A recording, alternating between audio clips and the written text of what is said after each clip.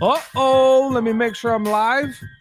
Mike, sounding good. You know I'm out in the country. I ain't in the city, so we always got to check these things.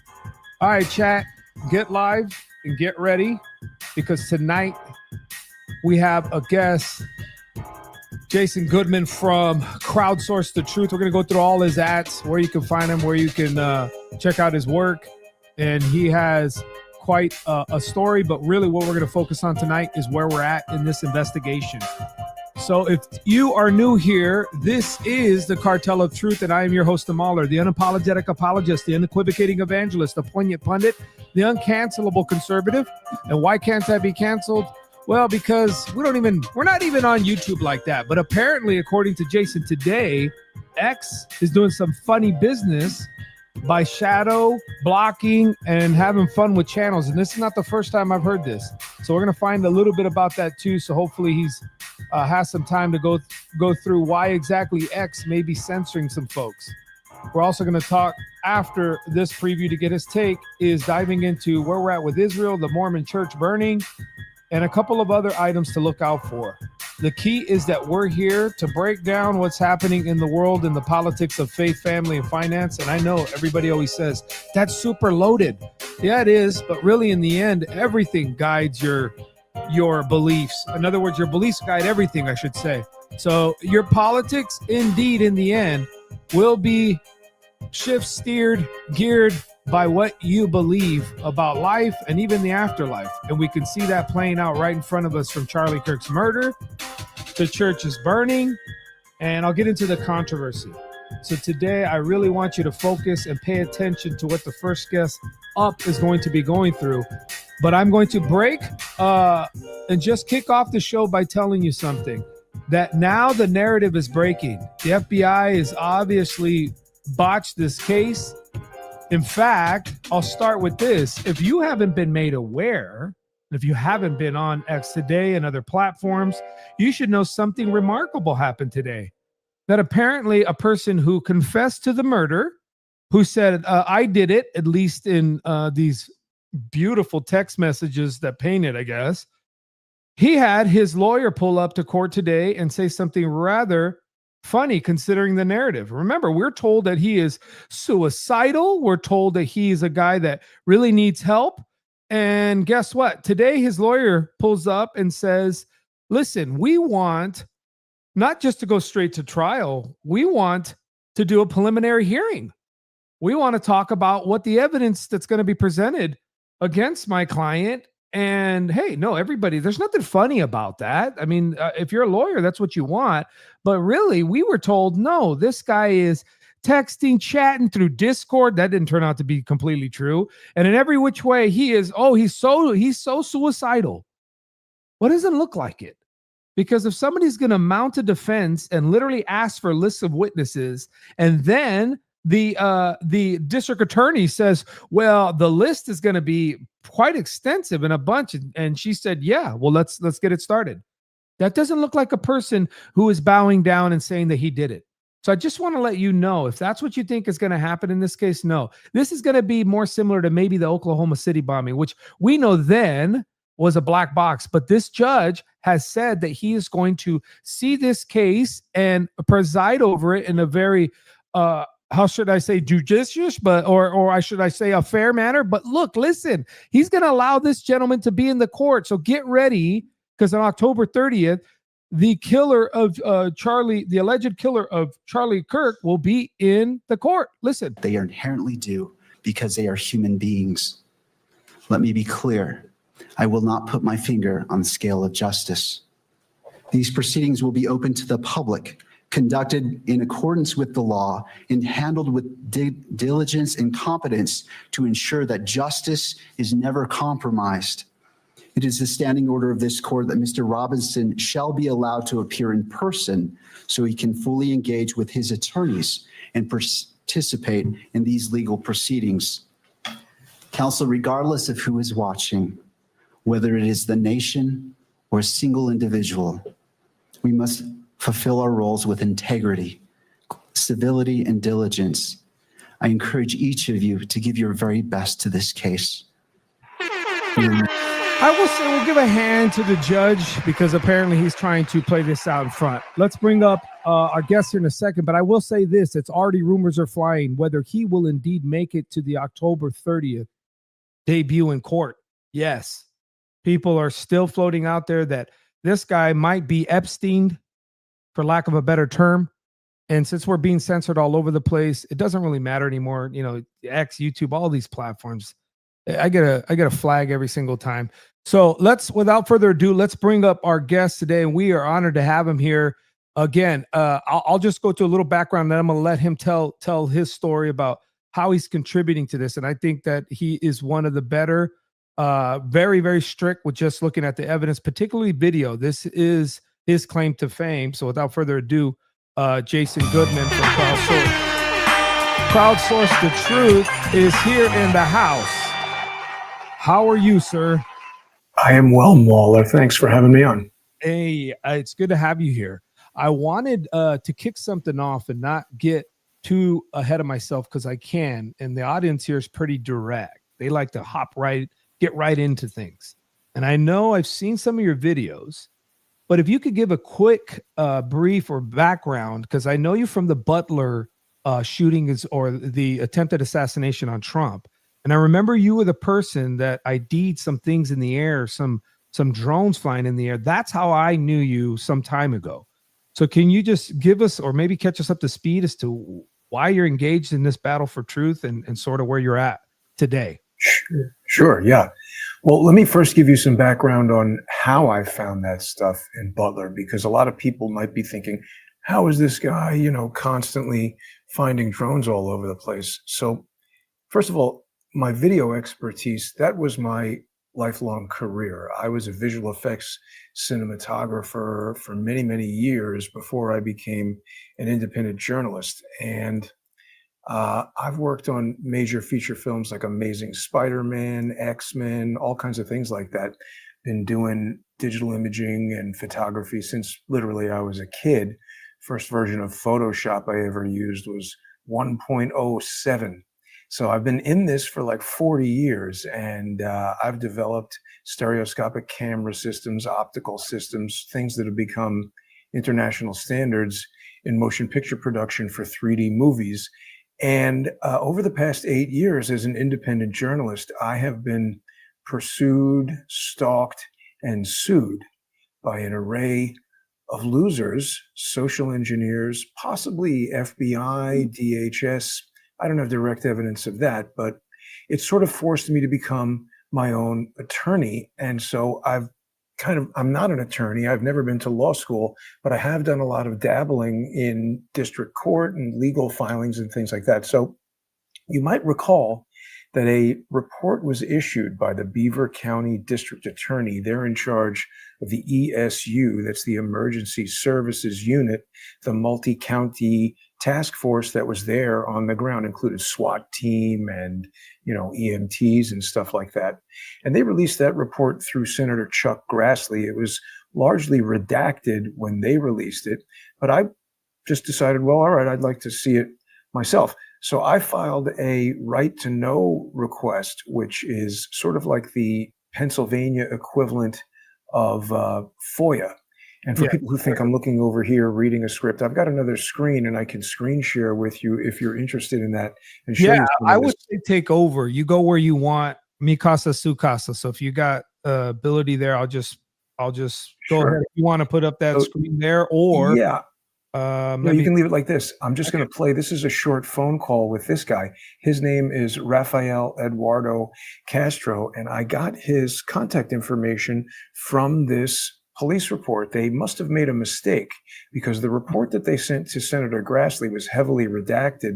When they fulfilled my right to know request, I got the redacted Chuck Grassley report, but they also included the original PowerPoint file that was used to make that redacted PDF. So I had all the phone numbers and names of all the federal agents and police officers who were involved. And this guy was listed on that police list as the counter UAS operator, and his phone number was on there. So let me play the phone call with him, and people can listen to this for a minute. Perfect. Eduardo, is that you? Can you hear me?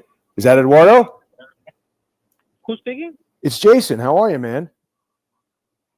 I'm sorry, it's who? It's Jason. I wanted to ask you about the drone you were flying in Butler, Pennsylvania. Was it an Andeville counter UAS drone? And why has your name been hidden? Oh, I'm sorry, who do you work for? I don't work for anybody. This is Jason. I work for myself. You were the drone operator, the counter UAS drone operator, right? Is this Special Agent Eduardo Castro? Who do you work for? And how did you get this number? Eduardo Castro? I don't work for anyone. I have a show called Crowdsource the Truth. You were the drone operator during the Donald Trump assassination attempt, right? What was the function of the drone you were flying? Sir, there's a government phone number for official business only. Do not call this number again. Wow. You didn't sound too happy to hear from me, right?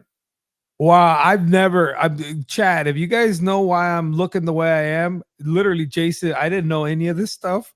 And now I can see, man, to make a call like that, Jason's not only about the business, but I'm assuming if we do this, and I don't know where you're at, but we're not making money doing this. So Jason to get on the phone and find the truth and to do that is that's a cold call, bro. And that guy sounded way nervous.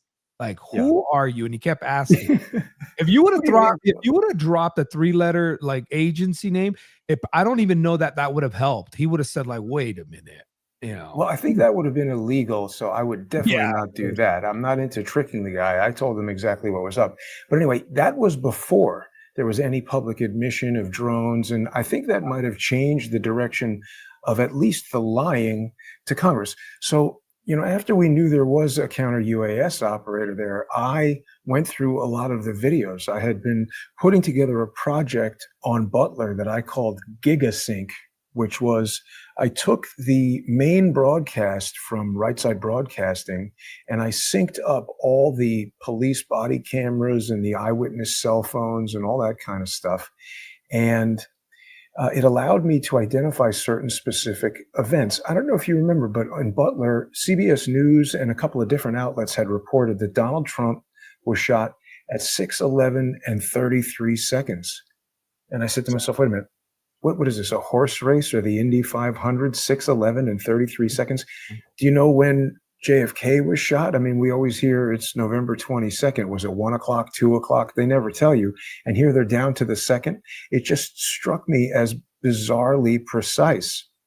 So that's when I started this GigaSync project. And again, this is where my background in broadcast and motion picture production came in, because as you might know, anybody who's in broadcast is going to be using time code on their broadcast, and that is something called SMPTE time code, the Society of Motion Picture and Television Engineers. So I went to the Right Side Broadcasting YouTube feed, which is about a 6-hour high definition broadcast of the whole entire day. And they've got a little time of day burn in so that everybody watching knows what time of day it is. And I just went to 5:59 p.m. to the very last frame where 5:59 switched over to 6 p.m. I laid down my SMPTE time code on there, and now I had time code for the whole entire day. Then I synced up every video that had a recording of the gunshots. And so now they were all in sync. Wow. They all had time code overlaid. And this was really important for the eyewitness cell phone videos that do not have SMPTE time code, right, and particularly for the police body camera videos. And what we discovered was that there was one police officer who wasn't supposed to be there. He was just driving by and there was a call on the radio, and he drives up and he runs up to the building. I mean, this guy was really heroic. But at exactly 6:11 and 33 seconds, his body camera picked up a laser, some sort of infrared beam inside the first floor window of the building that the kid was shooting from. And it had a duration of 6 video frames, which is 1/5 of a second. It's a very long time for something like that, because it eliminates the possibility that it's some sort of an error on the video or something like that. And there's another important factor, because a lot of people were saying, oh, that's just a reflection of headlights. But it wasn't, because there were other windows that had headlights reflecting. And this is a little complicated, but people are going to understand it when I explain it. When you're driving, let's say you're riding as a passenger in a car and you're looking out the window on the highway, Everybody has noticed that that little fence on the highway is zipping by really fast as the bushes seem to be going a little bit less fast. The mountains are barely moving and the moon is stationary. That Right. phenomenon is called motion parallax, and it's one of the ways that we discern depth. It's just a natural optical phenomenon.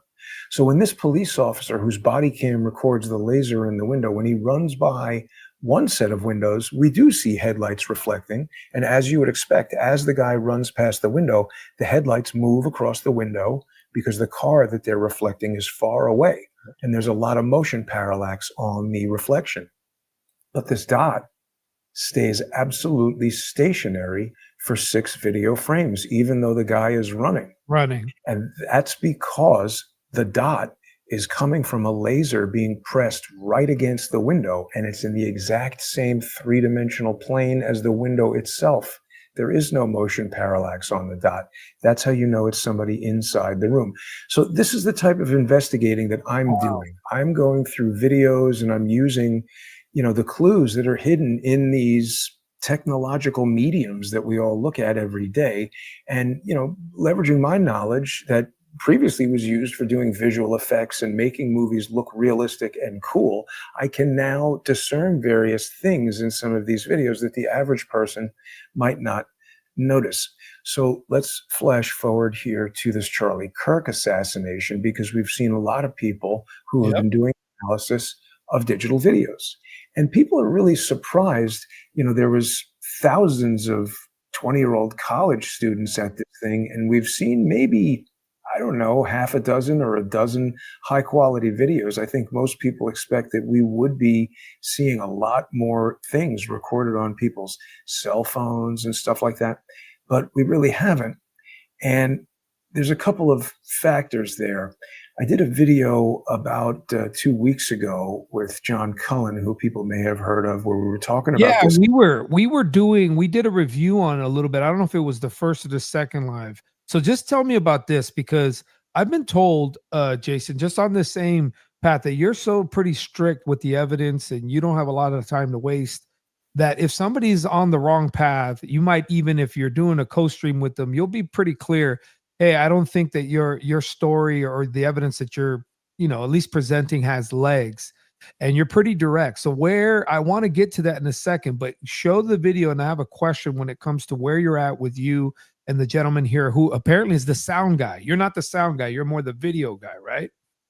Well, I wouldn't say he's a sound guy, but he is very skilled in math, and he's using sound analysis, acoustic analysis. He also is very knowledgeable about guns and firearms. I know nothing about that sort of stuff. Yeah, I've me gone neither. shooting maybe 3 or 4 times in my life, and he's very familiar with different types of guns, and he's been using acoustic analysis to triangulate the location, this type of thing called crack thump, where you can calculate the location of a gunshot by measuring the differential between the explosion of the gunpowder that launches the projectile and the sound of the projectile breaking the sound barrier.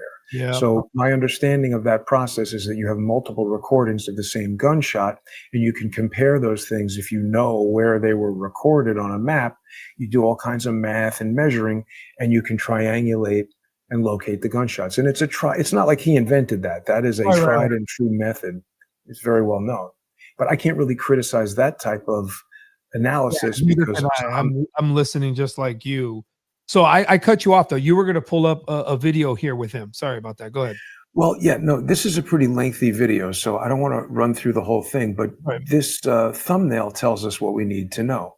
There were people who were putting out information that this particular jet had been located on FAA radar. When a jet flies around, it's got to use a transponder so that it appears on radar and so that other jets don't crash into it. And so even if it's a military jet, even if it's on potentially a classified mission, it pretty much has to always be broadcasting this public radio signal that is the ADS-B signal of the radio transmitter, the transponder that tells you where it is. And in fact, really heavy duty aviation enthusiasts can get some certain kind of antenna or satellite or something that can pick these up. And people have created these groups where, if you have a satellite where you are and I have one where I am, we can kind of pool our data, and you can kind of like check that the Right. FAA is being honest. Honest about So, where they're at. Mhm. right. I mean, the point is it's like publicly known information that's sort of open source that people can check.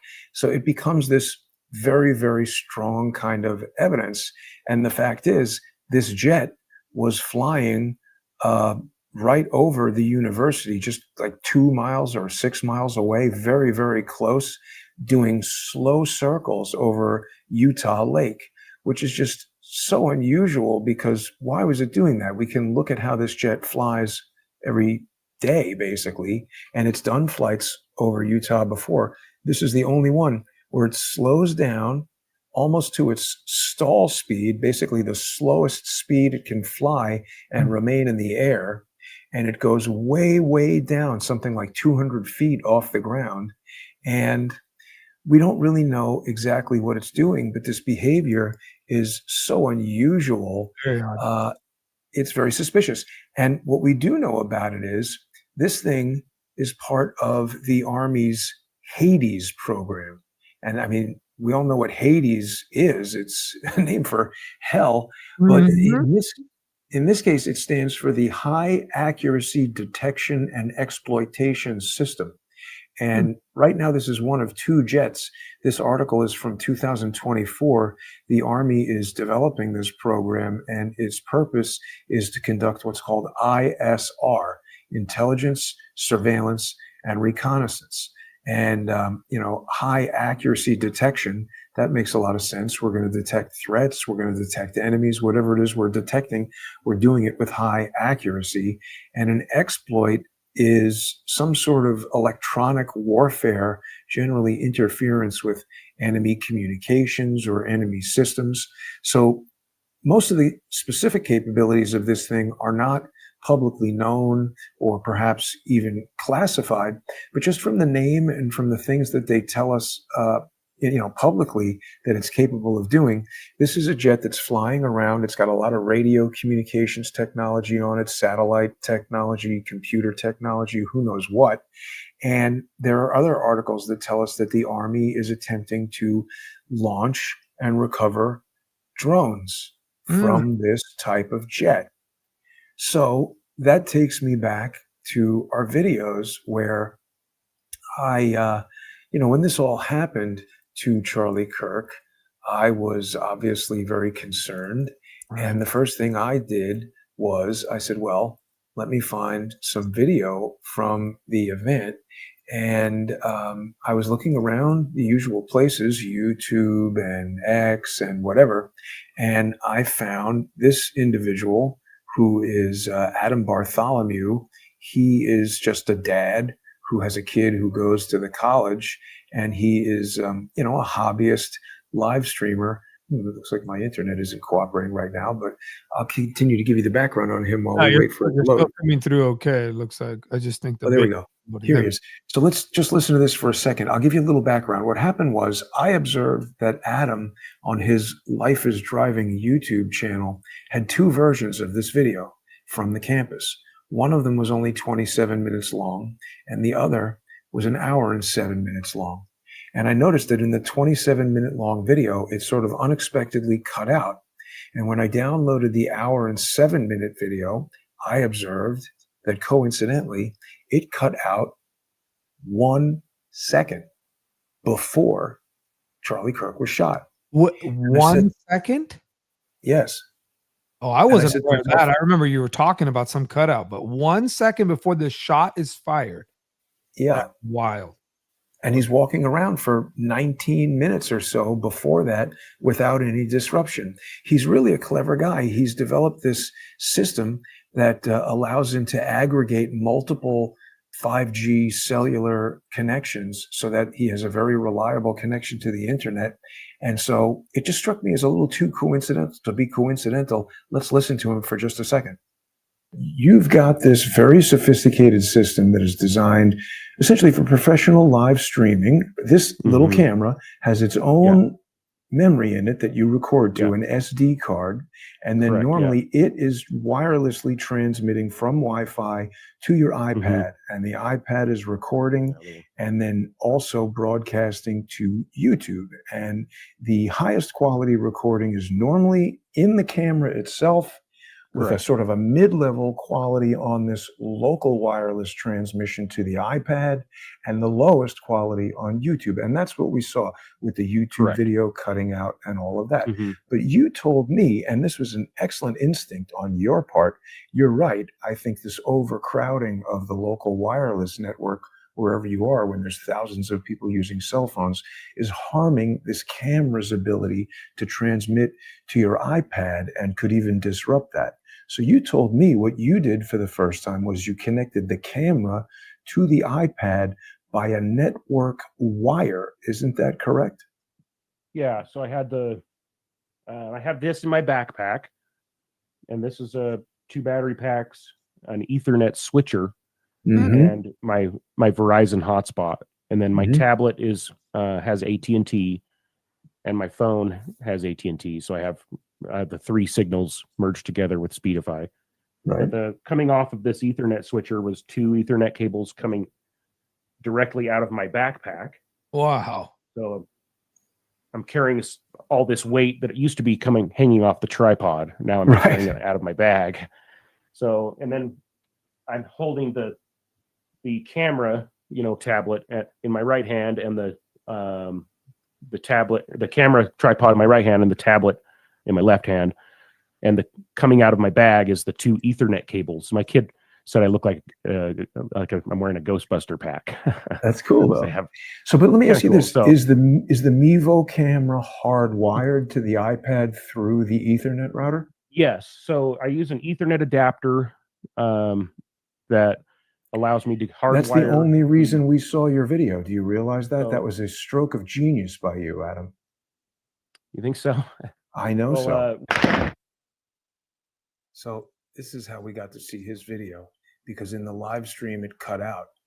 But what he just explained to us, he's got this triple redundant wireless system. And even with that, it cut out.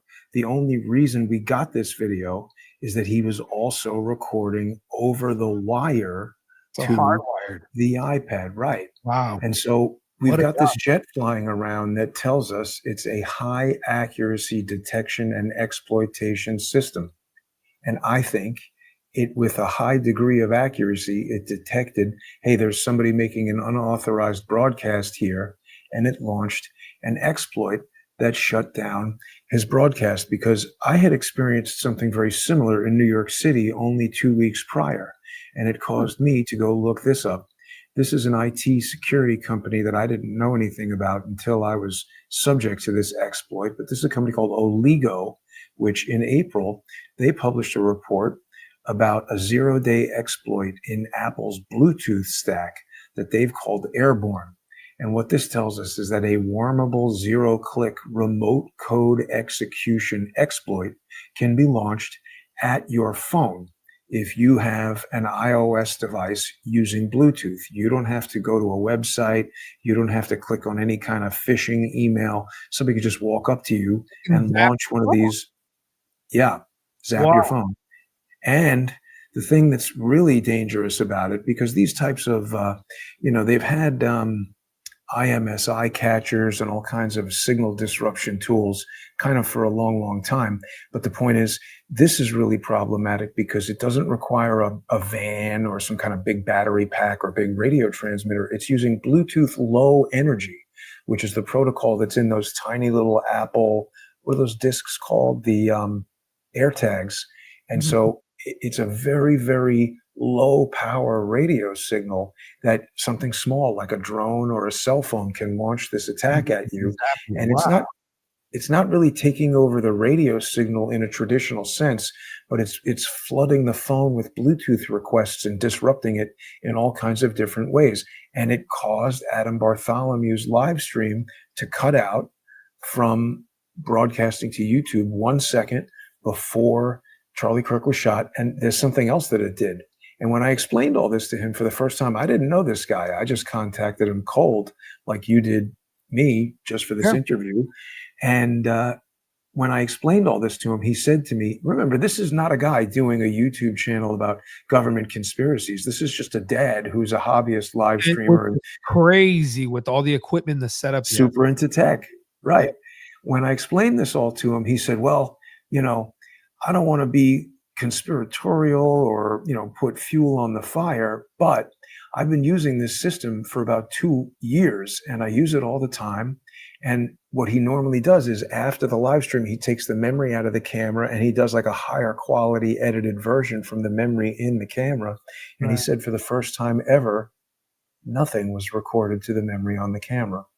So I think drones were launched from that jet and did a Bluetooth low energy airborne exploit on his iOS devices and prevented him from broadcasting or from recording the Charlie Kirk assassination, because that is what that thing does. It's there to disrupt enemy communications. And what he was doing was essentially an unauthorized broadcast.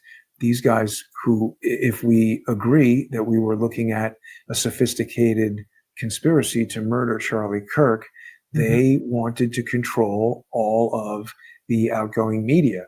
So this explains how he was there for 19 minutes live streaming. Everything was working totally fine. Then 1 second before Charlie was shot, we see these flying objects in the air. He's talking to these guys, and this is where it normally cuts out.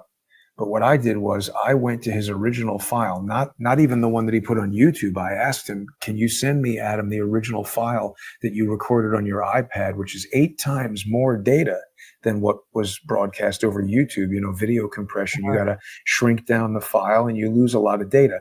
But because I was using his original file, I was able to zoom in on each of these objects and we can see this one's a bird. I was able to go through the whole video and determine what in this video is a bird, what in this video is a flying insect. Here, look at that. You can see it's amazing, the resolution. Segmented body, wings flapping. That's a wasp or something flying around, not a drone. Not a drone, yeah. But then later in the video, we're going to see objects that do not behave like birds or drones. I think even a non-expert can look at that and know that it's a biological object flying around. The body is wiggling. It's got a very uneven, organic sort of flight path as it ambles across the frame rather slowly. And now the shooting just occurred. So I'm not an ornithologist. I don't know that much about birds, but usually when guns get fired, birds fly away. They go away. Right. And throughout this video, we can see there's a lot of birds flying in the background. This is not a bird. This is flying in a perfectly orbital path. Now, I realize it looks like it might be flapping its wings, but it's very small in the sky, and it's a fairly low resolution image of it. We're seeing artifacts around it, but I do not believe that's a bird. It flies right over the crowd in one orbital move. I think it's a high-speed camera on a drone doing reconnaissance, taking pictures, sending them back to that jet where it will be analyzed. If there's a high-speed camera in there, quite a lot of data could have just been captured flying over the crowd. Then we have this thing show up. It's a little hard to tell what it is, but it's emitting smoke. I don't know if you can see that. I can see that. I've never seen a bird emit smoke. I think it's either a lithium polymer powered drone that's about to catch on fire. Its batteries are overheating, or it's a hybrid electric gasoline drone that's burning gasoline. And look at this other thing flying by as this thing is up there. Yeah, that one right there. Crazy. Really looks like a drone. So it's like we've got this drone swarm that's doing reconnaissance over the site after Charlie Kirk has been shot. It did this exploit to take out unauthorized recordings because they don't want to be seen. Here's another one. Look at this thing. People say, oh, it's a bird. Birds can dive with their wings folded back, but this thing is moving up at a tremendous rate of speed. It's only visible on screen there for 3 video frames, which is a fraction of a second. It seems like some sort of propelled device. Now, here's the question that I know everybody throws out, and you probably already heard this. I haven't seen any report, and of course, this is crazy because we're getting, it seems like a blackout of evidence. We don't have all the cameras from the campus. But is it safe to say that nobody has reported ever seeing a drone? We don't have an eyewitness going, yeah, I saw drones flying all over the place. Is that problematic when you come to this? Because it sounds like Butler, they didn't see the drones that you caught as well, right? Well, for Butler, I can't say that I definitely have drones on video. My information that there were drones in Butler was based on the fact that I got a report from the police that said there was a drone operator. And when I asked him what he was doing with drones, as you said, he certainly behaved in a manner that causes me to believe there was something he didn't want to be forthcoming about. So Right. perhaps there were drones. I Right. definitely saw a laser in the window, and I just don't know what these drones do or what their capabilities are. The laser in the window could be used for a lot of different things. There are people now who are saying, oh, drones were shooting at Charlie Kirk. I don't see any evidence of that. And frankly, when I look around the internet and in the real world, I have a lot of experience with drones from my days as a visual effects cinematographer who did a lot of aerial cinematography. And I've even built drones and worked on putting heavy cameras, stereoscopic cameras in the air. We flew a stereoscopic camera for IMAX. There's a Panama Canal movie that I had the only UAV flyable 3D camera that was suitable for IMAX when we made this film in 2013 or 14, whenever it was. So I know a lot about the capabilities and limitations of drones. Now, granted, that was 10 years ago, but the limitations that I'm talking about are limitations of physics. Okay. Definitely the battery power is better. Airplane, aircraft, drone aircraft designs are better. There's toroidal propellers now and all kinds of incremental improvements to the technology, but you can't overcome physics. And the notion that a gun is going to fly somewhere and shoot with any degree of accuracy, like a sniper shot right in the guy's neck, and not be detected and fly on one of these drones that's going super fast. I just don't believe it. The things that we just saw in those images right there, to your question of how did nobody see them? Well, I mean, first of all, I haven't proven beyond a shadow of a doubt that those are drones. I'm presenting evidence that causes me to believe that they're drones, and there certainly is a lot of it. And when I look at the way that various elements, let's call it, on the internet have reacted to my reporting, I think just like our buddy Rafael Eduardo Castro was very nervous on the phone, it's certainly not proof that he had a drone, but it's certainly evidence that he didn't want to talk about it. So when I've done all this reporting on X, as you mentioned earlier, as of yesterday morning, every single thing I post says we've put a warning on this because it might have sensitive content. Now, there is no sensitive content in that. I've retweeted our video. Oh, look, it didn't say sensitive content to this. Maybe it will when we're done. But almost everything that flag it, huh? I saw that. Okay. Yeah, almost everything that I've been posting, they've been saying sensitive content, sometimes even within seconds of it being posted. This was just audio. This is an X space. So what's sensitive about the content? I mean, I'm just analyzing videos in that. And it's just very strange. It leads me to believe that there's something about this that they don't want people talking about on X, because I see people posting about exploding DJI microphones, all and over. ballistic drones. That goes everywhere. But me posting this very, very specific evidence about the Army's ISR jet, that goes nowhere. Secondarily, we've seen people who I allege are social engineers, namely this guy, Blake Bednarz. Yeah, I saw this. Go through this because I saw your exchange and your claims again. So you think he's phony because of how he's explaining he got some of this evidence and information. So you think this is a misinformation that's trying to cloud real leads here. Is that what you think this guy's about? Yes. Okay. And I think that for a number of reasons, I believe I can prove it with at least one. And again, when I make these allegations, these people are free to come forward and disprove what I'm saying. But in that video on Redacted with Natalie and Clayton, Blake basically says that he found drones all over Adam's video. So what was interesting about it is, as I just told you, I saw Adam's video on YouTube hour or two after Charlie Kirk was murdered. I contacted Adam, I think that night or the next day, asked him all these questions about the exploit, about the video getting cut off, and he was intrigued by what I was saying. So when I asked him if he could provide the original video, he said he would. And because it was so big, the original video was 8 gigabytes. We had to go through a little bit of back and forth for him to transmit it to me. He's not in the regular business of emailing 8 gigabyte files to people. So I was pretty confident that I was the first person that he had sent it to, because I had given him some advice about how to send it, and then got it like, a day or two later, whatever it was. So then I went through, because people were telling me, viewers of Crowdsource the Truth were telling me, hey, people are seeing things in the Adam Bartholomew video on Life is Driving YouTube channel that they think are drones. And because viewers of Crowdsource the Truth knew that I had identified the suspected drones in Butler, PA, people were telling me about this. So then I started looking through Adam's video, and my mind was going to, I bet a drone shut down his broadcast, because like I said, there was an operative who did that to me in New York City when I was getting into some beef with the NYPD. And I was very confident, for a number of reasons we can talk about in a future show, that this kid working for the NYPD had launched this Bluetooth airborne attack. That's how I found out about it. So I started investigating around the moments where Adam's broadcast was disrupted. And that's where I found all those things emitting smoke, shooting up. And to me, I was like, well, those don't look like birds or insects. Those have got to be drones. So then after that, this moron appears, and he starts saying that he contacted Adam Bartholomew and that he found all these drones in his video, and it's kind of freaky how he identified them because he used AI. I mean, even without sound, just look at this guy. He's looking around. He's shifty-eyed.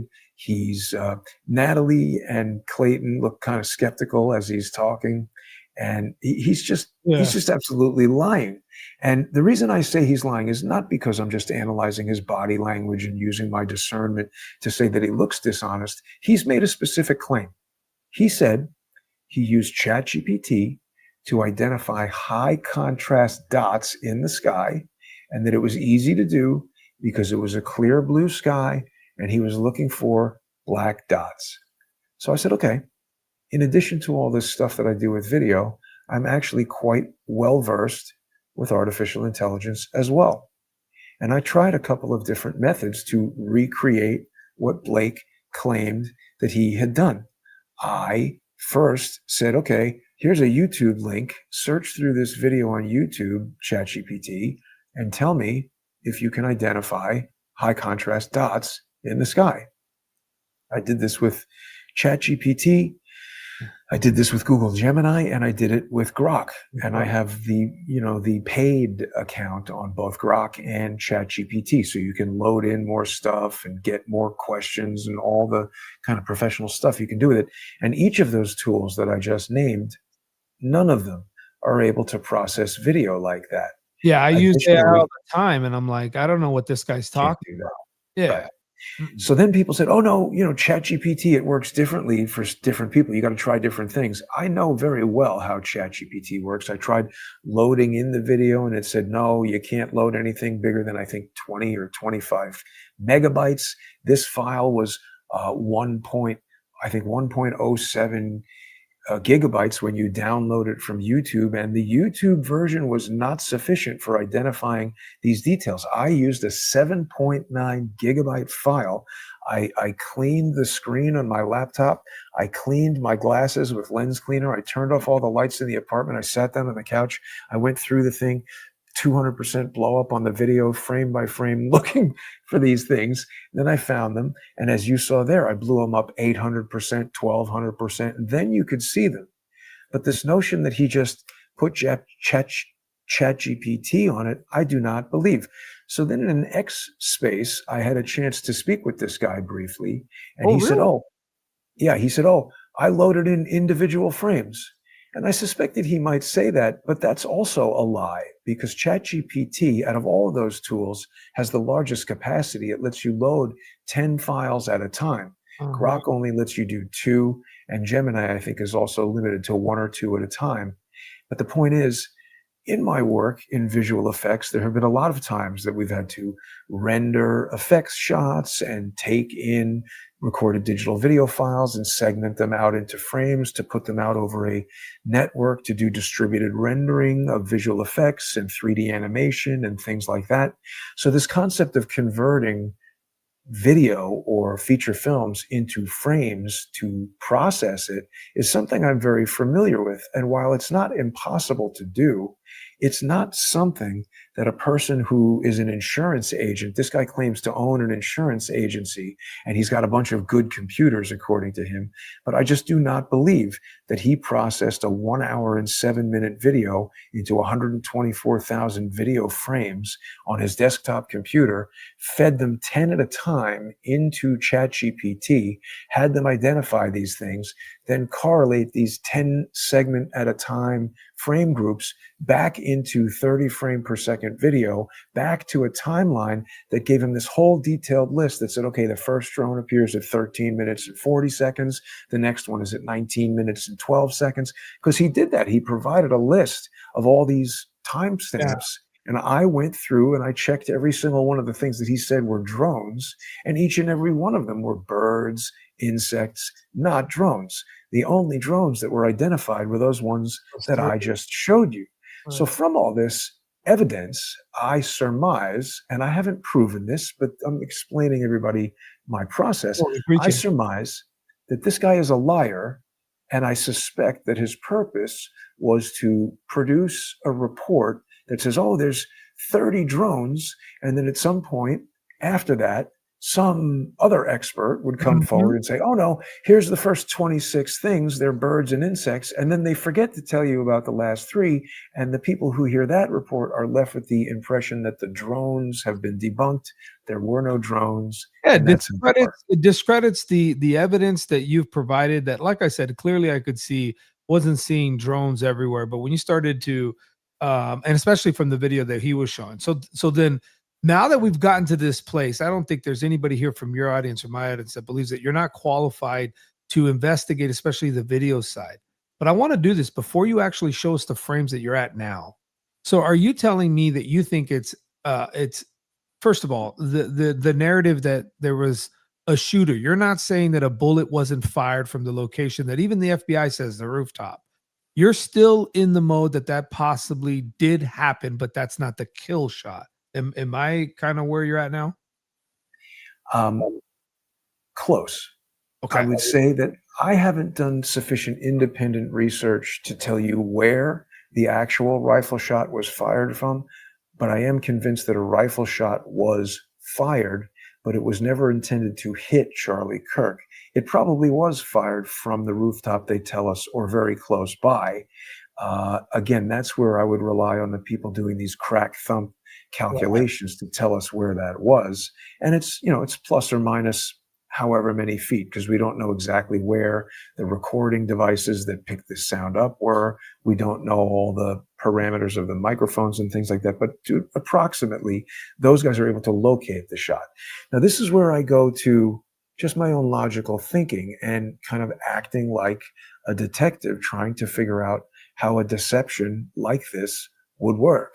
And the reason for the rifle shot, I believe, is first of all, to distract the crowd. Second of all, they know that we exist. In 1963, November 22nd, when JFK was killed, you didn't have the Mauler and Jason doing their own high definition real-time broadcasts. You had NBC, ABC, CBS. And as long as you could control those broadcasts in the same way that I allege they're trying to control the video information coming out of the site, as long as you can control the video information and make sure information that you don't like doesn't get out, then you're okay.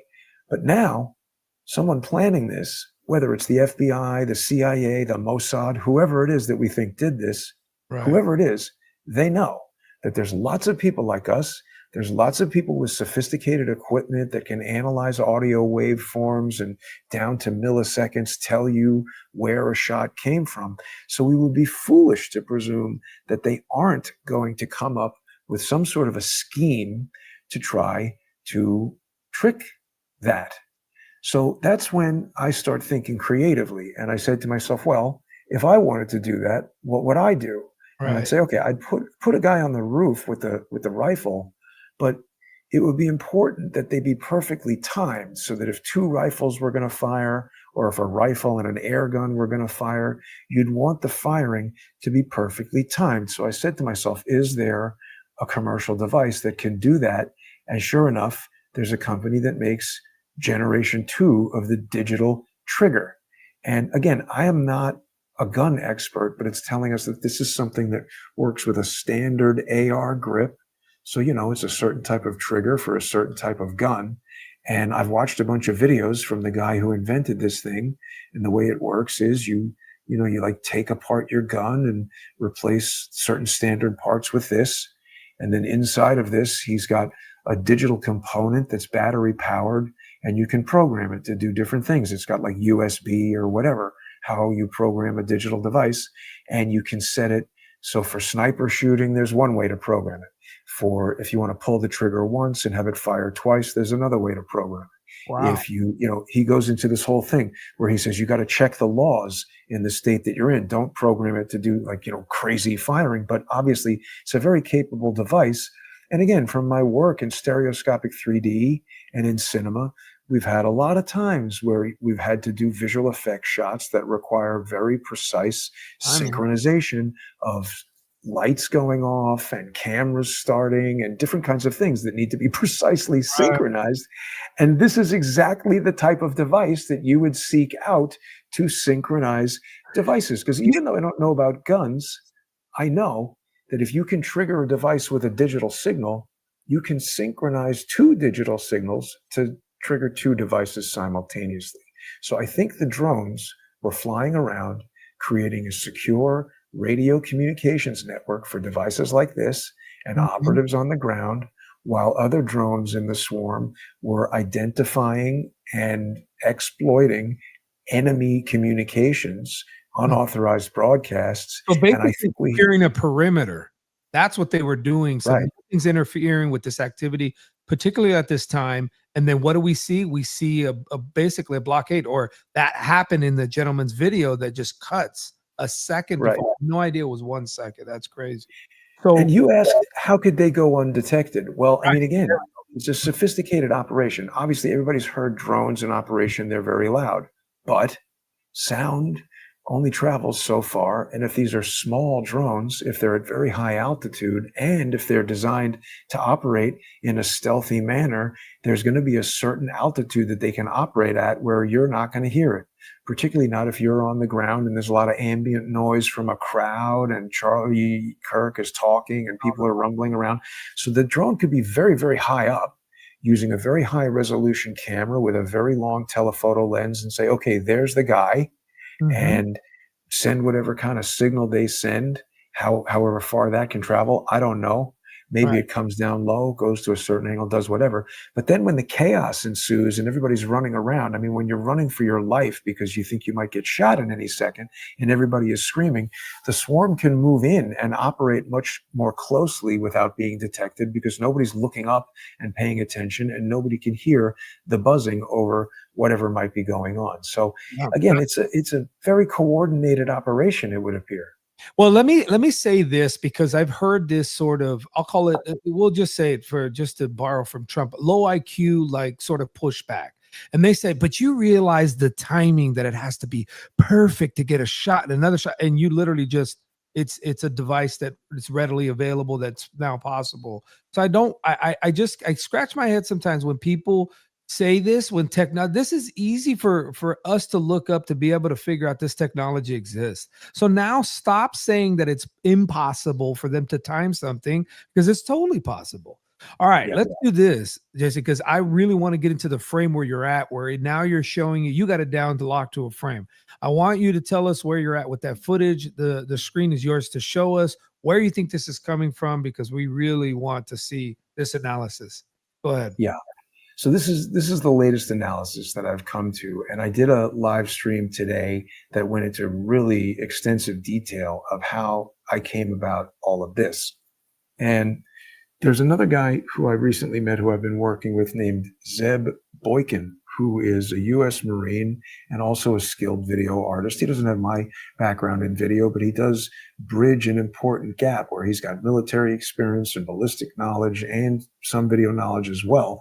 So he's, I think, a valuable resource and a smart guy. And he was going viral with his ballistic analysis, and somebody who he doesn't know sent him this video that I've gotten these frames from. And when he got it, I said, wow, that really looks like a very, very high resolution video. So this is another thing I forgot to mention. I am noticing so many people who are just, grabbing any video they can get and, saying, oh, I'm going to do an optical flow analysis on some TikTok video that's been screen captured and copied from somebody's phone. And it's just sort of like the most terrible looking video you could ever imagine. Right. And it's a ridiculous thing to do because the quality is insufficient to make any kind of determination about it. So Zeb got this video, and this, I saw it immediately and I said, wow, that's pretty high bit rate. That really looks like maybe the original video. I could tell it was full resolution. And, I started communicating with him and he said, yeah, I don't know who sent me this video. It was just some anonymous person. And, oh, you know what, let me stop it before we see Charlie get shot and get banned from everywhere. But the point is, it was a very high resolution video. And I said, Zeb, can you send it to me? Just like I did with Adam Bartholomew. I always want to go to the original video because it's extremely important from a forensic analysis standpoint. And that's where you're getting the closest to true imagery. I mean, even in the original file, there's going to be video compression artifacts and certain limitations of the camera. But every time you upload it to TikTok and somebody downloads it and puts their little, logo on it and uploads it somewhere else and downloads it somewhere else and captures it on their phone, the quality is getting reduced and the details are being lost, and you can really no longer determine what's going on in that video. So I got this video from Zeb, and just after a little bit of analysis, I noticed that something was wrong with it. And it was only 20 frames per second. And I said to myself, 20 frames per second, that's such a weird frame rate. Like you can't even realistically set the phone to 20 frames per second. It's just not an option that I'm aware of on any standard iPhone or anything like that. Okay. And I said to myself, well, that's weird. So we started talking about that on live streams. And then oddly, somebody sent him a 30 frame per second version of the same video. And I won't show it again because it's essentially the same, but you can see, if people can see closely enough, this properties window should show us, it says 29.97 frames per second. I found that very suspicious as well, because I said, well, wait a minute, how do we have a 20 frame per second video and a 30 frame per second video? Normally, when you change the frame rate of something to a new frame rate that doesn't evenly, it's got to be evenly divisible, or you get very unusual motion that is instantly detectable to my eye. And I didn't detect that in either of these videos. So I said to myself, well, this must have been, both of these had to be derived from a video whose frame rate is divisible by 20 and 30. So it must be either a 60 frame per second original, a 120 frame per second original, or a 240 frame per second original. And then I began to think it must be 240 frame per second, because when we analyzed it further, this is now a composite image that I've created in Photoshop, where I've taken 3 frames from the video, and I haven't moved this dot. I just put it exactly where it is, and we have 3 positions of this dot that moves right towards Charlie Kirk. The next frame in this video, his shirt collar is stretched out to here, and he's been hit by the bullet, and he's about to be dead. And to me, that was quite clearly a bullet coming right at him. And the reason why I have these arrows here and this ruler is because what this shows us is that each of these dots are nearly equidistant from one another. And this is how I arrived at the 240 frame per second determination, because I asked ChatGPT, if a projectile were moving 500 feet per second and photographed with a camera at 240 frames per second, how far would it move in every 1/240th of a second? And the answer was 2.08 feet. Now, I don't have a reliable way of measuring something in midair here, but we know that Charlie Kirk was 6'4" and he's seated. So perhaps we're seeing about 3 feet worth of his body right here. And Yep. when I compare his height to the distance between these bullets, it sure looks close enough to 2 feet that I seem to be somewhere in the neighborhood. It's moving at a constant speed and being photographed at a high frame rate. And I think that that's what we're seeing. It's curious to note that this is regarded as the most powerful air pistol in the world right now. This shoots projectiles at 500 feet per second. And if it was shot at somebody from close range, it certainly looks like it could be lethal to me. Right. So if you were able to replace the trigger on a device like that with that digital trigger, such that pulling the trigger on this fires the rifle, or pulling the trigger on the rifle fires this, and we've got our operators in radio communication with our secure ISR drone network, and we've got these guys doing their hand signals or whatever they're doing behind Charlie Kirk. Right. It seems to me that something's going on back there, and it looks very much, from where I sit, like Charlie Kirk was shot in the back of the head with a low muzzle velocity projectile that penetrated just below the base of his skull, was deflected downward about 19 degrees, severed or severely damaged his spinal cord, and popped out the front of his neck. Then it got caught in his shirt, stretched out the collar, and it had lost so much of its relatively low kinetic energy. This is not a rifle round that comes through and explodes his head. It's a relatively low amount of kinetic energy compared to a rifle. But by the time it's penetrated the tendons and muscles in his neck and popped out the front, it has almost no kinetic energy left. It's caught in the shirt collar, stretches out, and the shirt relaxes and it falls down the front of his shirt. Now, where are you at in terms of who is looking at your analysis? Who has said this is, and I'm saying not names, but are you getting support on this, or are you getting pushback by saying, well, where the heck was the guy at? Who did it? Because I'll say this, from what you're explaining to me now, we have a sort of kind of a big issue according to your view, and that is the canopy behind him. Now it looks like it's coming down from an angle, and I've also noticed that you posted something, and I don't know if you want to get to it, but if it's coming down from an angle, it would be coming from what we call that underpass. It almost looks like a bridge, but it's basically holding that skywalkway that's above it, or whatever it is. We're gonna get to that in a second, but tell me that. What are the challenges to your view now? What are people saying? Hey, Jason, you're crazy, because is it really to come down to the video analysis, or are people pushing back because of the angle of where the shooter would need to be to get that shot off? Most of the people who are pushing back, well, first of all, we know what Elon Musk and X already think. It's sensitive and they don't want people looking at it. Now, there's another complication here, because when people first noticed this, everybody saw this dot. And then in the next frame, this dot is gone. And Charlie is leaning forward, his shirt is stretching out, and we also see this dot. So people said, well, that can't be a bullet because it's moving away from it. And I said, no, that's incorrect. Because again, you have to understand what we're looking at. This is an MPEG compressed digital video. And digital video compression works with this intra-frame compression, where it's looking at what's changing in the image from one frame to the next.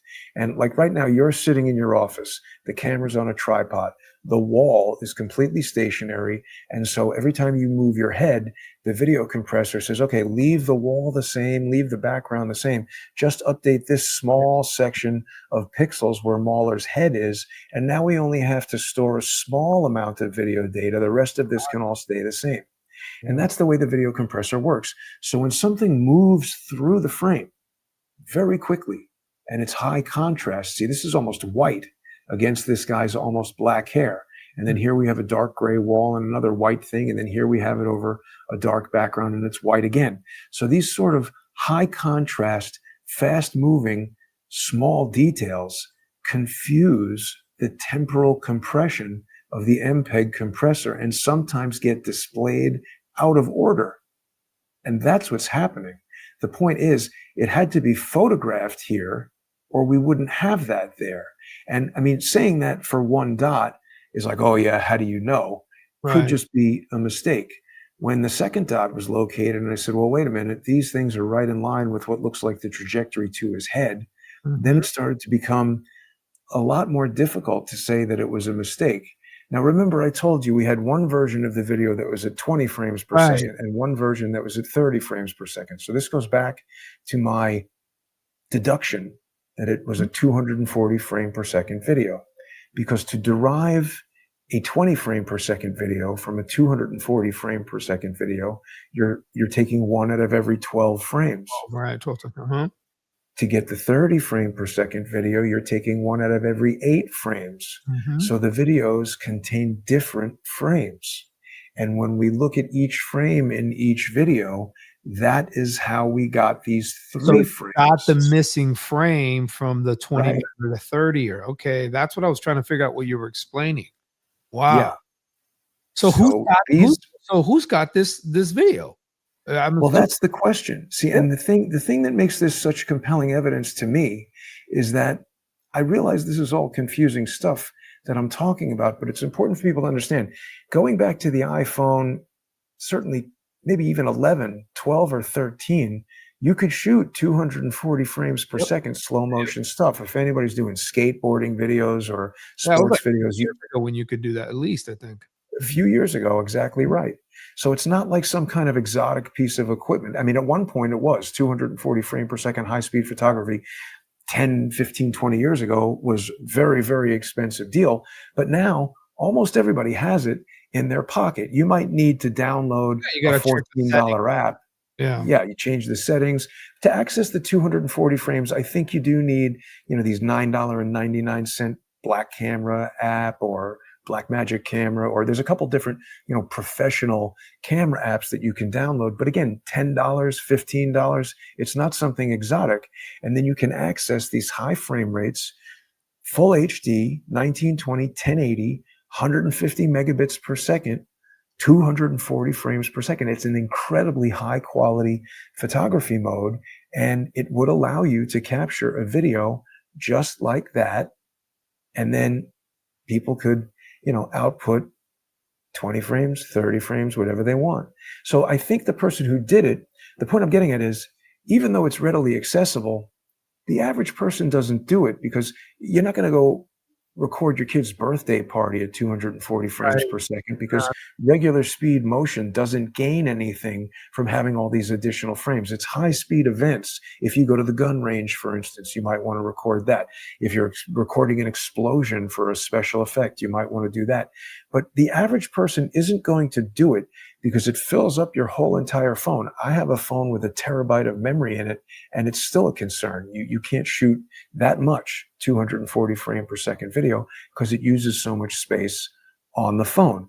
So the notion that the average person would be sitting there at a Charlie Kirk speaking event, photographing a guy sitting in a chair talking at 240 frames per second, it's just so damning.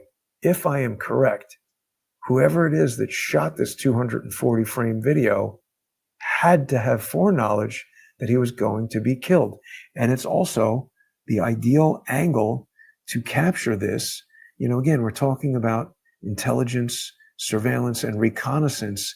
This 240 frame per second video would be a very important document for the reconnaissance of understanding the details of this kill. So tell us about that. So you're describing a process that you're saying they want to record it and have evidence of the results, or I don't know it's because they want to have evidence. It's because they want to be able to analyze what happened. I mean, what if it misses? What if they want to do this again to someone? What if, it's a military thing. So I don't think they're thinking about, destroy all the evidence. They're thinking we're going to keep the evidence and we're going to have this, huge, first of all, I guess they want to have it to implicate people, like, don't roll over on us or we're going to release this evidence that you recorded the 240 frame video and you're going to go to jail. Or I don't know why. See, Right. that's the thing. I can't speak to why. I can guess about why, but I've never been in the military and I've never been involved in an assassination. So I don't know exactly why someone would record this. I can tell you what you would do with this, and it's what I'm doing right now. You would analyze, where did the bullet go? Was a 500 foot per second projectile at this caliber? Did it do what we want? Oh man, that wasn't supposed to come out the front of his neck. Now people have that evidence. So you're trying to tweak it and dial it in so that the next time they do this, they do something else. And you're I mean, right. that's what You're I would right. do. Yeah, it's consistent with military operations. That's why, I mean, a lot of it we don't see, but people say, yeah, that's pretty much everybody's got a cam on them at all times. So why wouldn't they have it in the audience? So let me share something with you because things just got interesting. And I don't know how much you've dug into this, but to me, something bothers me about certain areas of this backdrop. So we got basically this underpass because above it is the walkway. And I'm seeing this, and I saw you post it. Somebody else had posted it, but I saw you post it, and I said, interesting. So the area that I think, or I'm trying to gather where you're at now, because now the pushback is, where the heck did they get the shot off, right? But I keep being bothered by this idea that there's this gaps, at least I see throughout the buildings, that there's areas that seem to be holding, I don't know if it's, air conditioning, whatever it is, in between floors. And it seems they're changing these panels. Just when you think these panels are like cement, they seem to be popped off here and they're able to access this panel. And when you see the original video, which I want to show chat what I'm talking about, let me get that pulled up. But in the meantime, comment on what you think is happening here and what you found kind of funny. That on top of this, they've also cleared the grass, and now they have a bunch of pavers that have now covered up the grass where Charlie was killed. And then, of course, everybody talks about those panels in the ground or the underground area. So tell us about this image here and what you're kind of thinking. Right. Well, so what we're looking at here, it's my understanding, is this sort of tunnel behind Charlie. So in the image that we were just looking at, where the alleged projectile is coming towards his head, to his right, so on the side where Frank Turek was standing, to his right and behind him is that tunnel that you were just showing us there. And, anybody at all could be in there. So just to Charlie's right here, farther away from us, behind him. And, if you look at this, it looks like it's coming. Some people think it's coming from inside the tent. I think it's coming from just outside. Yeah. Yeah, outside, behind this guy. And, this guy's standing right in the tunnel, so he didn't turn around or anything. Or if he did, it happened a second later. I don't know. We'd have to look at video to see what this guy does. I don't think he even hears it. So where is that fired from? I don't really know. But you're right. The video or the image that you just showed where they're removing something from the ceiling there, it's very suspicious. I don't know what's going on there. Why are they replacing ceiling panels? I have this other image from the other side of the tunnel. So here we are now on the back side of this tunnel. To the left of this image is Charlie's tent. I think we can just barely see it right there. That's the tent that Charlie is under. And I'm just wondering, if somebody perched right here, could they get the shot? Because certainly if you fired an air gun from here and you just had the barrel sticking out over here, wouldn't this concrete wall block so much of the sound? And if it was timed precisely with a rifle round in front of you, might that explain why the guy doesn't turn around? If he's startled by a louder sound in front of him, he might not even on a subconscious level, might not connect it with a sound behind him. And I'm not suggesting that this person was the shooter. This is a videographer. Or that's his friend or something. But it is strange to me that everybody here is kind of like running out of the stadium for their lives, and this guy decides to perch up here and start taking videos. It's just very odd. Yeah. So what happens is, I don't know if let me see if I can play this video, because maybe this will give us a better angle, because you're the video guy. So I don't want to, share something that you're like, I already know this. But let's watch this, because this is still a clear video that's posted. And this is him pulling up. And I want you to see something. Already in this shot, we can see the panels and we see a camera. If you can see right there, that's their camera. So let's I'm gonna play this, and then I want to stop where he's walking underneath the pass. But I'm trying to figure something out. What the heck is this? Is this like part of the video? I don't know like what I'm looking at, but it looks as I forward it here, and I'm gonna pause it in a frame. It looks already. Do you see this being bent or kind of curled down already? You see that kind of panel that's already, what is this? I'm looking at this thinking this is all cement, thinking these are all like pieces, but this is the underpass because he pulls up here and this is where he gets off and starts doing the hats. Let's let this play here. All right, 3, 2, 1, smile. So that's him taking Awesome, a guys. picture, and Thank then he you. walks over with the hats right after.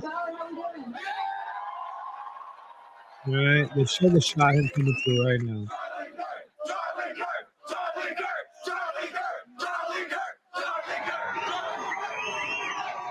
Okay, so that's it right here. Let's lay this out. These panels are obviously something they can pop off and mess with. And when you started to tell me your theory, I'm like, well, I don't know what that means. I don't know if there's an actual, if this is all concrete, if there's gaps, do they run anything under there? But there's certainly a camera there. And there's a ton of cameras that we don't have access to, obviously. But when you come this way, you start to see a real clear picture that these already look like something that can be popped off. And, you know, little items like this, I don't know where the wiring's at. And I started to think, I said, maybe a guy doesn't need to necessarily be perched because even if he's back here, it looks as though this tent would be blocking him. That's From this- correct. from I this agree angle. with that. Yeah. So Yeah, now I'm you- thinking they were in this panel right in front of his head. Why were they in these panels? I don't know. Yeah. And how those panels work. And I don't know if anybody's investigated that, but they're obviously not, they got gaps here. So something's going on with this area. I don't know what it's for, but check this out. And from this one, right, let's turn to the other side. So right here. So Yeah. there's obviously a camera. Now, Right. when I look at it from this side, I don't see the barrier, the canopy that would block. Now, from this angle, I'm seeing much more of a wide open angle because I don't see the canopy here. So Right. you do have quite a bit of an angle. I don't know if it goes all the way back here to the guy back here in the corner, but anywhere in between. And now I'm wondering, with all the repairs, all the fixing, the fact that they got cameras mounted here, this would be interesting to see who's behind this area. And I don't know if we're ever going to see any of this stuff. I mean, what are your thoughts so far on what you're seeing on this video that it possibly could be somebody in that area to pull off the shot that you're talking about? I mean, I think that's definitely the area that it looks like this shot is coming from. So you're exactly right. We don't know the nature of what's going on over there. The fact that they're replacing panels or doing whatever work they're doing on it days after this occurred is at least suspicious. And I mean, I also agree that there's probably a large amount of information about this that we're never going to learn. But, you know, you're pointing out very good and obvious things. I mean, we're looking right at it. How can people deny? I mean, if someone's going to say, oh, this is a conspiracy theory, what have I said or what have you just said that isn't empirical evidence that's right in front of our eyes and irrefutable and undeniable? And this is what's happening. As soon as this started to float, because you're really the one that's putting this up because of the framework that you're capturing on that video and the fact that you have two versions of that video, and you've been able to do that even with Zeb, who I know has his channel. He's talking about this. But up to this point, I heard somebody tell me, "What are you talking about, you moron? That's cement." And then your image came out, and I'm like, okay, so what they do? They got a jackhammer into the ceiling, and now all of a sudden it became, what is it? I don't know what's up there. You don't know either. We don't Right. know what's in this campus. And then if you see later here, this is also my question, because I know just from this angle here, we're starting to see a lot about these panels and like what's happening. But even then, I noticed that, you know, when we look at these different angles, I think it catches it here. I'm just going to forward it a little bit it's a front shot of Charlie right here. So what are, you know, these people are asking questions. What are these? What are these areas? And I believe this is where some of the ducts and some of these works. I don't know what this is. I certainly don't think the shot people are talking about this up No. here, but this No. is not a shot from up here. It doesn't even No. hit to the right side. So a lot of these things have been debunked. So let's get to this. Now that you've been so generous with your time, where do you think the focus then should be in terms of analyzing evidence? Should this you have a bunch of people watching? What should we be doing? You're the catalyst. You're the expert on the video side. But what is it that you think could apply pressure to help to start to shed some light? Because we obviously have a killer who hasn't officially confessed and who's looking to go to trial, but he doesn't even want to go to trial. His lawyer wants to see all the evidence before they even get there. So what is your advice to the audience watching as to what kind of pressure is it towards politicians? I don't even know if that works. Is it towards news outlets to investigate? Who do we start to share this with outside of just us in communities that still want to know who killed Charlie? Well, it's a very good question, and it's difficult to answer because I'm not going to advise anybody to put pressure on anyone. And in fact, when we talk about some of these things, social engineering, and when I say that, I'm talking about the type of thing that I allege that Blake is doing, trying to attack a problem. And in this case, I'm the problem in a way that looks like he's doing something benevolent. He's posing as an independent journalist, but what I believe he's actually doing is trying to, as you said, muddy the waters and sort of do away with my legitimate evidence. And so they're very tricky in how they do that. And for that reason, I'm not going to advise that anybody put any pressure on anybody, because then someone will come and say, oh, Jason Goodman is telling people to go harass and to pursue and stalk and do all that. So I'm not going to suggest that people do that. However, I do think it's important to continue to pursue this 240 frame per second video because there's just so much evidence. If people agree, a lot of people are going to look at the same evidence that I look at and come to a different conclusion, and they're free to do that. I'm not here to convince anybody to think anything or do anything. I'm just sharing what I see and trying to articulate it as clearly as I can. And if people agree with me that I've found evidence that a 240 frame per second video was taken, and that it is so anomalous given this event that if someone was taking a 240 frame per second video, they would inherently have to know that something unusual was going to happen. Well, then we need to find the person who is taking that video. And to be clear, I'm not accusing this person in the circle of doing anything. I'm just pointing out that this person appears to have a very high resolution news camera pointed right at whoever is taking the 240 frame per second video. Yep. And he appears to have a press pass. Yep. So if you live in Utah and you recognize the news agency that this press pass is from, or if you read the newspaper that perhaps this guy has a photograph in, the best thing to do would be to send me the photograph, leave this guy alone. If someone can just find that photograph, if it's been taken, and we can somehow discern who it is that's standing there, not with a vertical phone, but with a horizontal, probably an iPhone.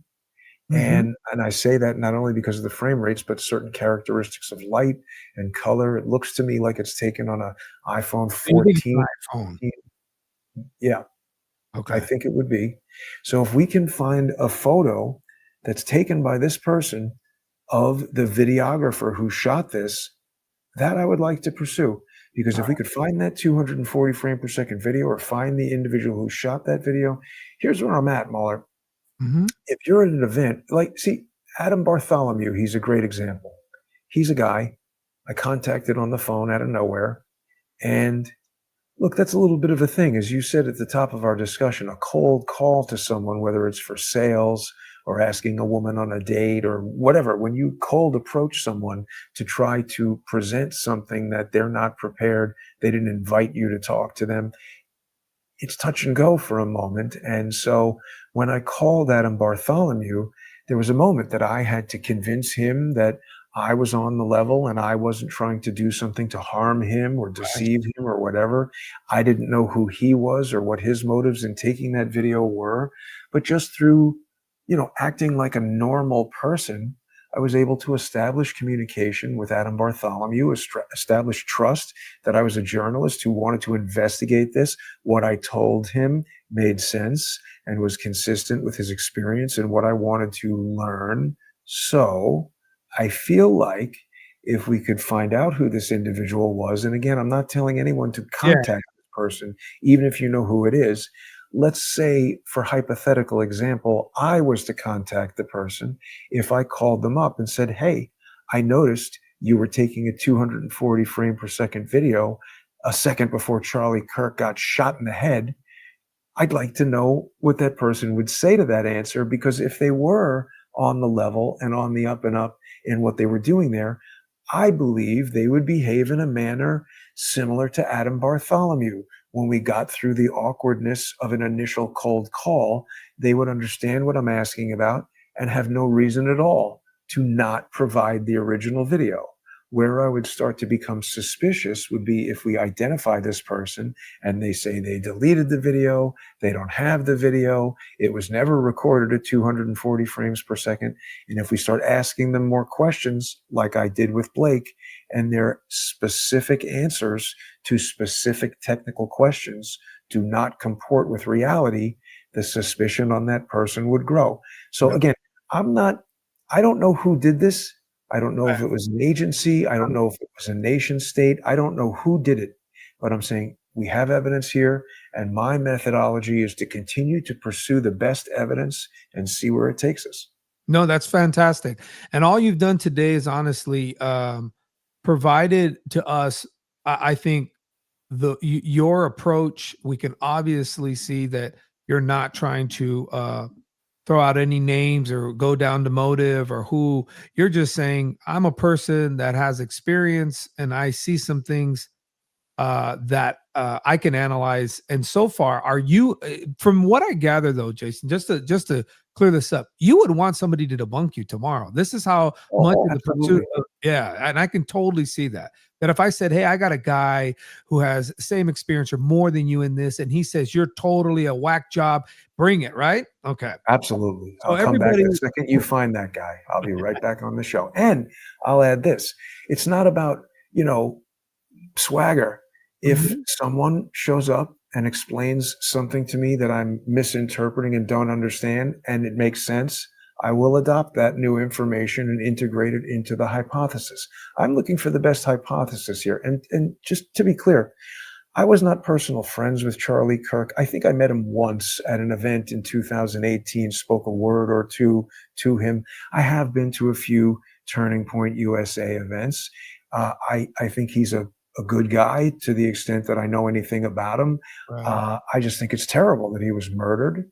And I think that if this is the sophisticated conspiracy that we're talking about, and U.S. Army jets are involved in assassinating citizens, somebody who easily could have been a friend of mine, a business associate, what's to stop them to doing it to any of us? And I mean, this is just one of the most horrendous crimes you can imagine.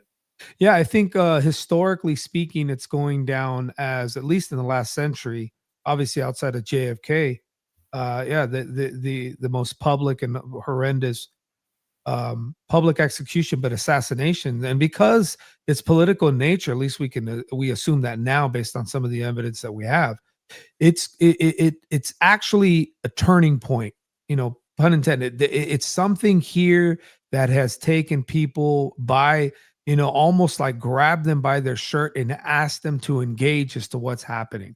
So, and everybody's now got theories and all of that, but you bring a sound, measured approach. You're not trying to figure out the who and the why. You're trying to say is, what is this? And let me clarify earlier, because the pressure that I meant was simply the diplomatic way of doing things. Because remember, we got through everybody, the truthers out here asking questions. We got Kash Patel to go ahead and turn around quickly and say that, oh, I'm going to investigate every angle. And he started to mention exploding this, extra shooters.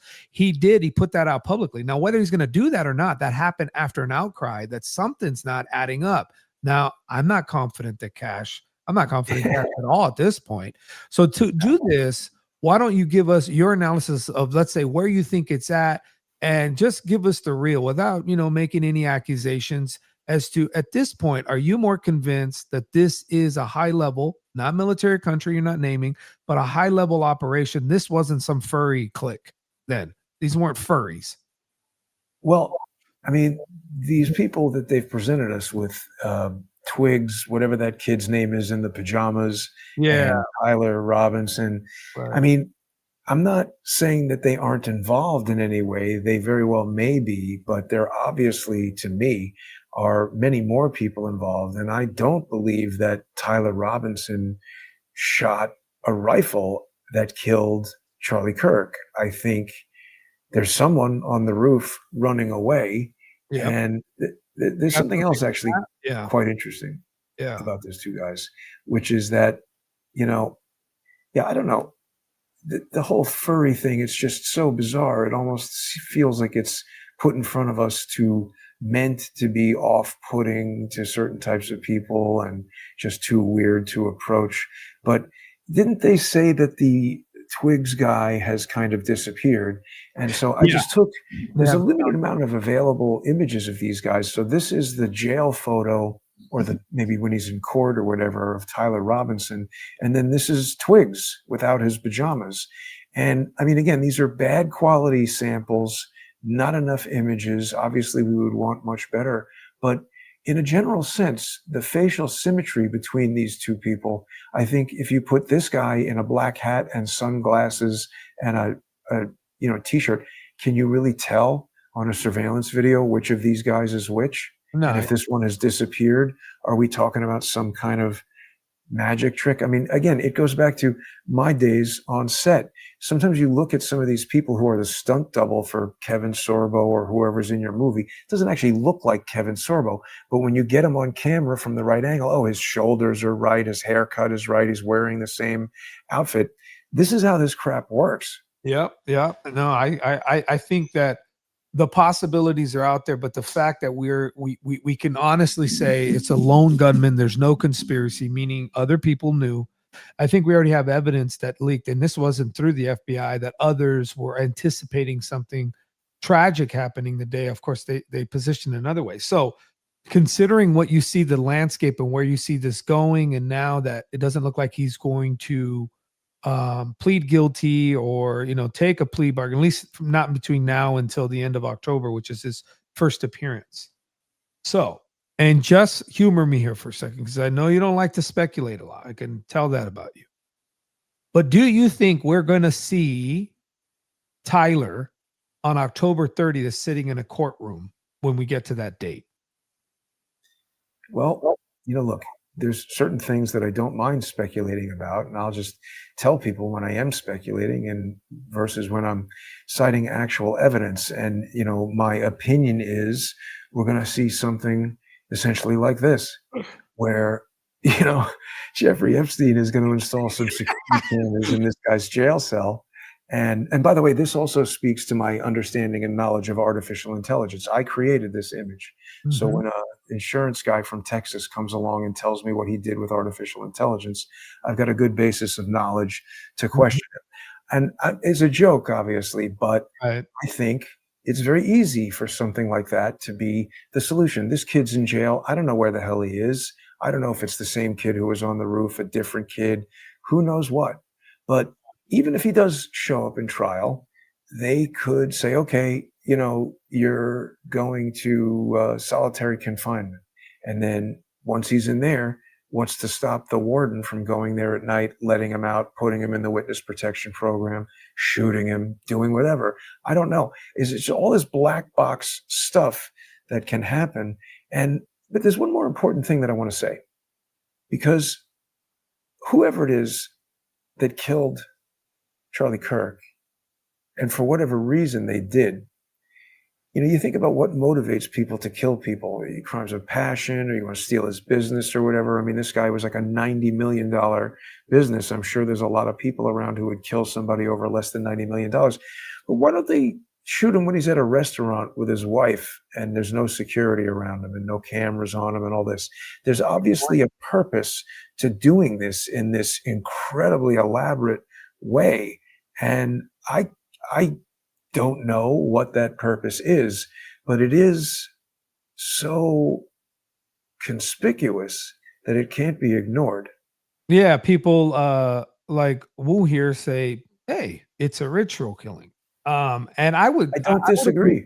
Yeah, Yeah. I can't rule any of this stuff out. So I would ask this: who is Jason watching nowadays that you even hold? Because I did notice I'm a big critic of people that come out like I'm not as measured as you are. I'm gonna be honest because I've been all over the place. At first, I'm like I'm gonna try my hardest because I supported Trump and regardless hate him or love him and where he's at now, it's like let's go for it. So I'm gonna support Cash. But then within one day, it's like something ain't adding up. And either he's incompetent or like what was it from Casino, the favorite movie where the guy's tampering with at least Robert De Niro catches a person tampering with the casino, the slot machines, and he says either you're too dumb to know that you got or you're in on it. Either way, you're out. And that's my idea with Cash Patel. So he's either too dumb or there's still a deep state element within the feds, the G-men, and they're tripping this up the whole time and on purpose to make them look like idiots, to make us, get us to the we're worked up now. And now all we want is answers. So who do you even consider? Today I want you to get this last thing.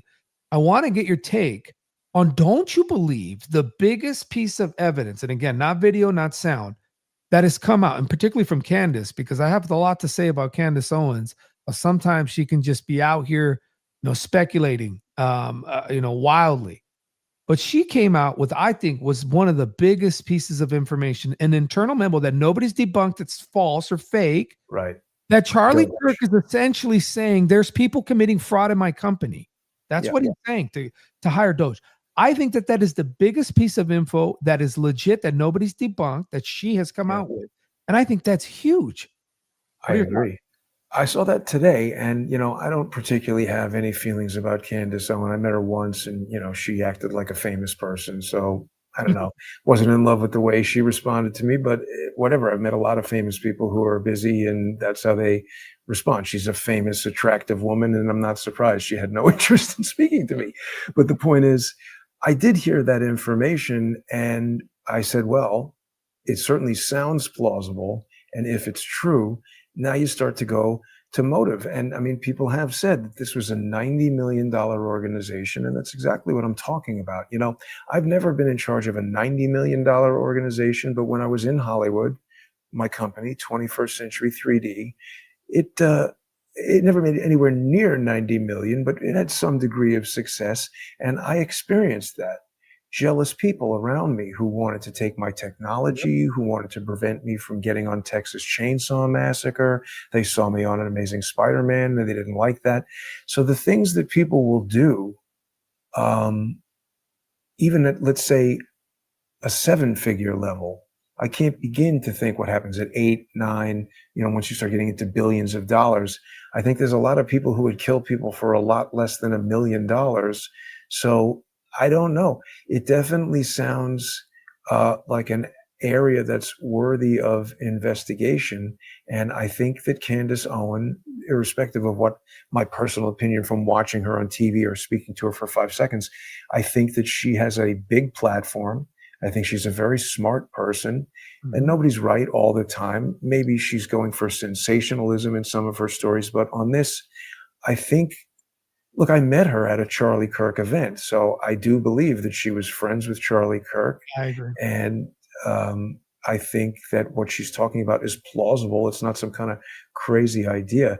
So it's got to be investigated. And just one last thing to touch on, because you mentioned Cash Patel. And look, I don't know him. And I know that there's a lot of people, like, you go watch a movie about fictional characters and you might have maybe you like Han Solo and you don't like Luke Skywalker or vice versa. And these are obviously fake people who the way that they act in a movie either appeals to your sensibilities or doesn't. And there's a lot of people, whether you're watching football, baseball, people decide, oh, I like this person. Or even before social media, a rock star, a movie star, you meet these people sometimes. And in life, they can be horrible, just rude. Not all, but you never really know somebody. So when somebody watches Dan Bongino on a podcast or Cash Patel, read a book, see him on Joe Rogan, you form some opinion about him. Let's keep that over here in the section of, like, what do you think of Han Solo, or what do you think of, Michael Jordan or something. When you watch him flying through the air, slamming a basketball, he's fantastic. But I'm just saying, Kash Patel, I believe, is a very big problem. And I say that because I've been in this independent journalism thing for coming up on 9 years. And just like I didn't realize the treachery that I would encounter in the 3D cinematography business when people wanted my technology and wanted my jobs, it literally is nothing compared to the treachery here, where if I'm right and this information that I'm bringing forward exposes an operation that involves elements of the U.S. Army, classified information. People might have seen, I get a lot of reaction from Palmer Luckey, who is a billionaire, when I talk about drones, particularly when I started talking about the drones in Butler, PA. I never heard of Anduril before I found that guy, Rafael Eduardo Castro. And even on the phone, I called it Anduville because I was so unfamiliar with it, I screwed up the name of the company. Yeah, I found that name because when I looked up Rafael Eduardo Castro on LinkedIn, I saw the company that he worked for. I read some articles about that company, and it said they were working with Anduril to test their equipment. So I looked at Anduril. They're flying drones. This guy's on the police call sheet as the drone operator. And I started saying, were there Anduril drones flying around in Butler, PA? And this billionaire comes out of the woodwork on Twitter, starts saying I'm retarded and I'm, all kinds of stuff. So, I mean, it just seemed weird to me because I could go on to Twitter right now and say, oh man, iPhone 17 is a ripoff and the camera sucks and it's no different than the 16. Would Tim Cook start responding to my tweets like a pissed off high school girlfriend? I don't think so. So the activity from Palmer Luckey was very suspicious. And that's not to say that I have proof or even court-ready evidence that he's involved in any nefarious activity, but he behaves in a way that is certainly suspicious. And so what I'm getting at is if the information that I am bringing out is correct, I'm potentially exposing extremely powerful people. And if they were to be prosecuted for these things, let's just say they'd be motivated to stop me from doing this in a wide variety of ways. And for many years, I've had the sense that Kash Patel is on the side of people who want to motivate those who would stop me. He's not going to solve this, I don't think. And I don't think he's a good choice for the director of the FBI if the function of the FBI is solving crimes and putting criminals in jail. Yeah. And I appreciate your assessment. I think we can read in between the lines of what you may be saying, but how you've assessed it. Like I said, you're pretty measured, but I think the proof is in the pudding. And we're already seeing 2.5 weeks in, this thing is a mess and it's not getting better. It's getting worse by every passing day. And it's due to, folks like yourself, like you said, being brave and coming out here, and to the almost couple thousand people that are watching us now, even on X, it's being generous. I'm kind of surprised. I thought it was going to get throttled a little bit, considering that you've been some kind of weird activity happening in your account. So this is good. I hope we share it. But I want this though, as we continue to move forward. You blessed us today with your presence, your analysis, your expertise. I'm convinced that you're a man that's looking for truth, but at the same time, I have to assess everything you're saying. So as I'll be watching your channel, there's this handle there, but you also had another handle that you wanted to throw out there too on X, because you feel like these guys are kind of working against you. And that's Jason Goodman, NYC, right? That's the second one. Right. That's the one. So then they can reach out to you. He was I dropped a comment because I didn't know your email. So I don't know if you want to give out your email now, in case anybody's watching that has access to this footage that can get it to you. Emails. Oh, yeah. Can you go ahead and drop your email? Because I don't have that here. It's truth@crowdsourcethetruth.org, and people can contact me on X. I'm happy to communicate with any serious person, but please be aware that there's a lot of people who contact me with the intention of fooling me. So as I said, when I first contacted Adam Bartholomew, there's a period where you got to get to know people. And so I'm very cautious with who I communicate with and how. So I do encourage people to reach out to me. Certainly, if you know anything about who shot that 240 frame per second video, I'm very interested in hearing from you. Yeah, a fantastic way to get a hold of him. I say that because he was responsive, and I say this: God bless you, our audience, your audience. Of course, I already know what you're about just based on this broadcast, but I really do say that I think you're an ally for the truth movement, and I hope we stay connected. And I'll be watching your feed, your channel, to find out where you're going. And if I come across anything, or even something comes my way, I'll plug in and connect with you. But this has honestly been a real pleasure, Jason. All the analysis you've given here today, and chat, you guys gotta admit, if anybody talks to Jason and comes back with Cash Patel sort of face, these are two different people right now. I sense that there's a lot of folks that think that this might slip away. That even under Trump, if people had high hopes, we see this devolving right in front of us, right in front of our eyes every single day. I hope we get to the truth, because I'm not convinced that the furry guy on the rooftop killed Charlie Kirk. That's just me. But I'm with you on that, Mauler. it's- Thanks for having me on. I No, no. appreciate your time as well. No, thank you, sir. All right, y'all. There he goes, our guy. And we'll say that for now, because we're anxious to see what's next. So follow Jason. Thank you so much, sir. We appreciate it.